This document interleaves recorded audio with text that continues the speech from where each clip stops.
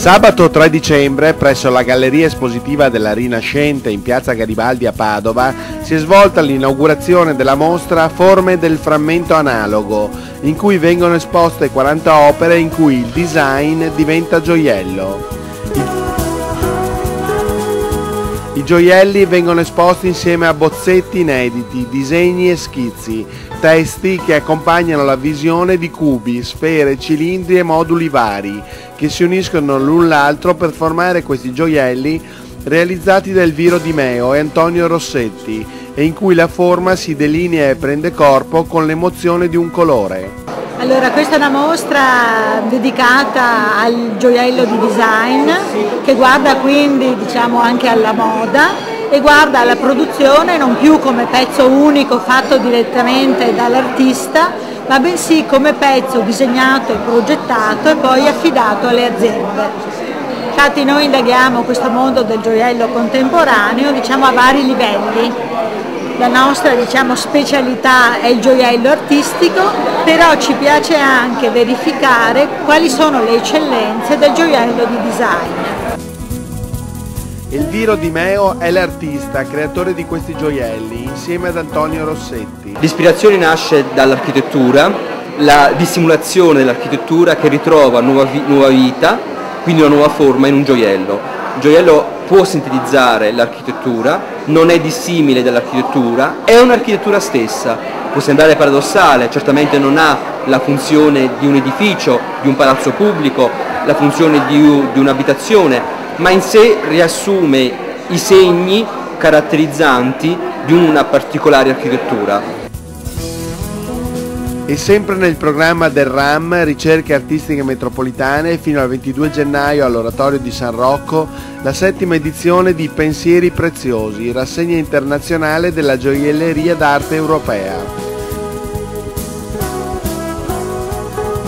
La mostra presenta 15 artisti italiani che permettono di scoprire e conoscere le nuove tendenze del gioiello contemporaneo nel nostro paese. Un'esposizione di 120 opere che dialogano avvalendosi di codici stilistici ed espressivi, accomunati dalla ricerca artistica e dalla sperimentazione di nuovi materiali e tecnologie.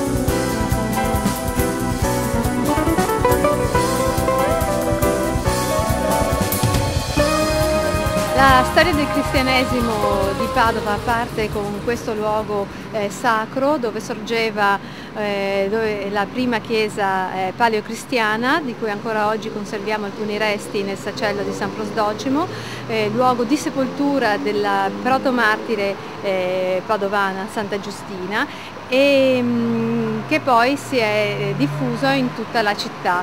San Prosdocimo, protovescovo, pare sia stato colui che ha fondato le altre chiese paleocristiane, pensiamo a Santa Sofia dall'altro lato della città e Santa Eufemia, chiese che abbiamo visto oggi. Santa Sofia, che fu sicuramente luogo di culto in epoca romana, che divenne poi luogo di culto in epoca paleocristiana ed è sulla quale poi venne costruita la splendida chiesa restaurata recentemente, che è una chiesa romanica meravigliosa. Santa Eufemia, l'altra chiesa antichissima, è andata distrutta per costruirvi un altro edificio, Palazzo Querini.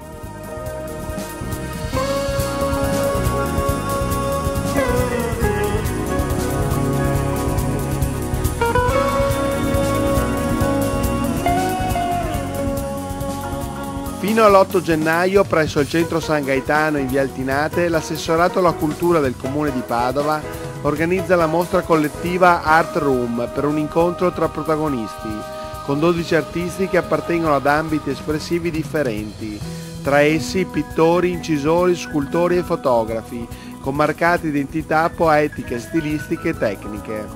La mostra non si propone di rivolgersi solo agli addetti ai lavori, ma al pubblico nel suo insieme. Gli artisti di Art Room hanno realizzato ognuno un'opera di grandi dimensioni, destinata ad una sezione espositiva titolata emblematicamente Incontro.